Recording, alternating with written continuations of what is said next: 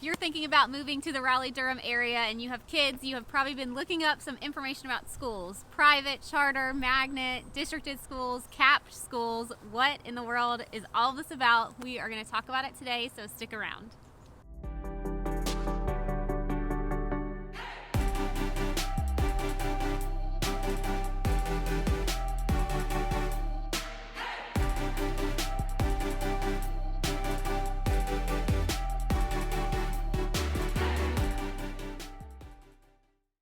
Hey, what's up everybody? Welcome to the channel, or welcome back. I'm Zach. This is my beautiful wife, Cindy. If you have not subscribed to the channel, make sure to hit that subscribe button in the corner. You can also hit the bell to be notified of every time we release a new video. That number on the screen, we put it there because we are licensed real estate brokers in the area, which means as much as we love to make these videos for you, we love to help you with your real estate needs even more. So if you're thinking about moving to the area, you got questions about the area, questions about real estate in the area, we'd love to chat with you. So feel free to reach out. Like Cindy said, today we're gonna be talking about the school systems in the Triangle. So what this video is not, it's not comparing school districts against each other. We're not comparing schools against each other.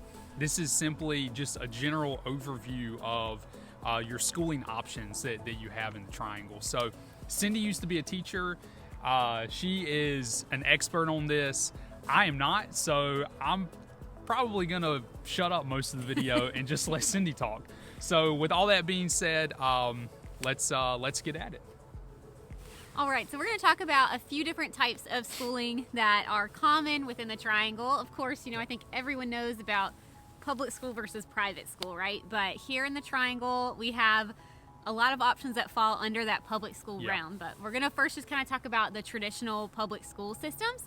So that's kind of probably most likely what you might have grown up with as a kid, or what you think of, or what is common in the area you're from. And that's where you get assigned a school based on the county you live in and the neighborhood that you live in. So that is still probably the biggest portion of schooling in the Triangle for people are going to be those traditional districted public schools. So there's nothing wrong with those public schools or anything like that.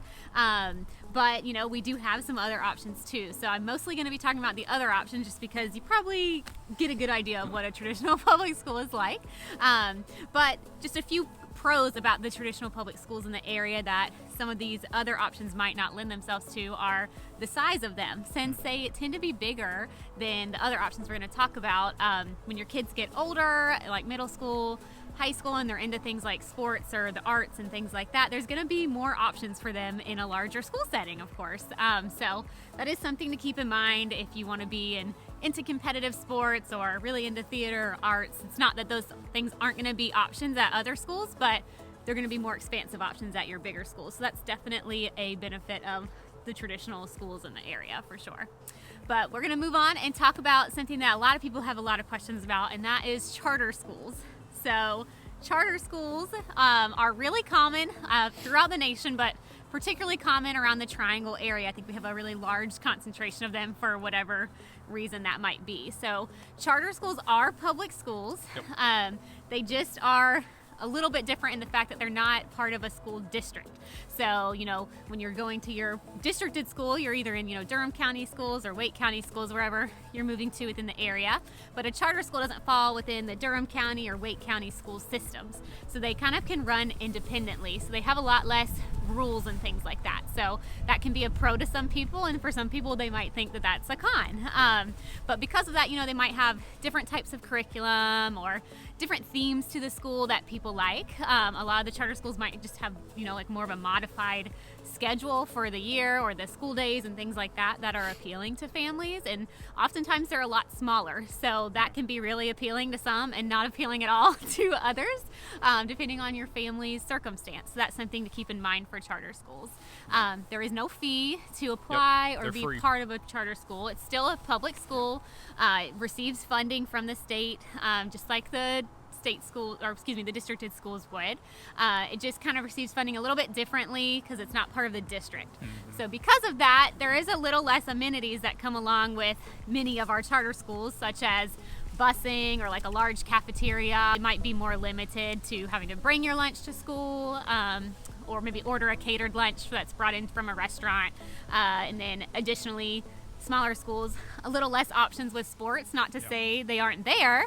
It's just smaller pool of people to choose from for teams and things like that, and you're playing against other smaller schools, so that is a big difference. But a lot of people are drawn to them because they think it might be a better fit for their child for whatever reason, whether it's the size of the school or the way that they've laid out their curriculum a little bit more uniquely than maybe your districted public school does. So that's kind of a reason that a lot of people do opt for those. It is a lottery-based entry, so it's free to get into. You don't have to pay or anything like we mentioned, but you do have to get accepted in through the lottery. There's nothing that can make your application stand out. It's just, your name, and it's bingo style going to be pulled as a number, and you may or may not get in. So it's just something to keep in mind, not to get your heart set on one particular charter school. To apply, you do have to be a resident of the state of North Carolina. So if you're moving into the area from out of state, that typically happens. The applications are going to be January, February timeframe, and you do already have to have residency here. So if you're not going to move here until the fall, a charter school might not work out for you at least your first year here, unless a slot just happened to open up in the middle of the year. All right, next we're going to talk about magnet schools. They're very similar to charter schools, but they fall under a district, which is unlike the charter schools. That is all I know about a magnet school, so Cindy can take the rest. So magnet schools, like Zach mentioned, they are kind of similar to a charter school. The reason we say that is because they are a lottery-based system, and they're not assigned to your particular house or address typically. So what that kind of can look like is within the school district you're in. Let's say you're coming and moving to Raleigh, you're going to be in the Wake County School District. There's some magnet options that are there. So if you maybe wanted to be a part of one of those magnet options, typically what you would do is put your name into a lottery. Same kind of situation as a charter. That's why we're kind of comparing them. But what makes them different is they are still part of the school district, so they're going to have to follow the district's curriculums, the state standards, and things like that. So that's kind of what makes them similar and different. What people tend to like about the magnet school options is that they're very themed. Typically, these are going to be art schools, maybe STEM specific schools or things like that. Or in Durham, in a lot of the cases are that the magnet schools tend to be year-round schedule, whereas the regular is more of a traditional schedule. So some people want to go into the magnet for that purpose. So that's kind of the differences there between magnet and charter. Again, difference between magnet and charter. Magnet, you do have to live in that particular school district, county area to apply, whereas a charter, you can live in Wake County and apply to a Durham County charter school as long as you live in the state. That's what makes a difference. The magnet is going to still be part of that school system, so you have to live within the county. To apply again, you're going to have residency at the application, the point of the application, which is also going to be at the beginning of the year each year, around January for Wake and Durham. So things to keep in mind before moving into the area. You might have to have residency here for a little while before you can apply to those charters and magnets. Something to know also about magnets, also free. Neither charter, magnet, or districted schools have any associated fees. Those are going to be covered in just your regular taxes. There's no additional fees or anything like that for those. The last school option we're going to talk about is private schools in the area.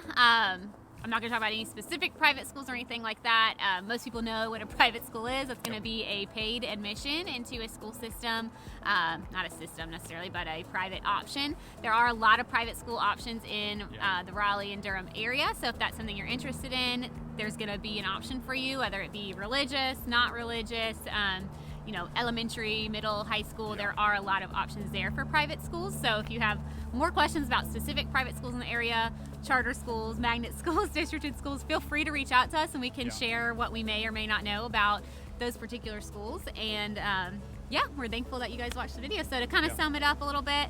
Oh, and cap schools. Oh. Yeah. You may have heard of capped schools. That's a big deal. So capped schools are one other thing you might have noticed when looking into the area, particularly Wake County is where you're going to find more of these capped schools. So what that means is that particular school is capped in their enrollment and they can't allow any more students in because of just capacity. There's not Yeah. enough space in that building for any more students.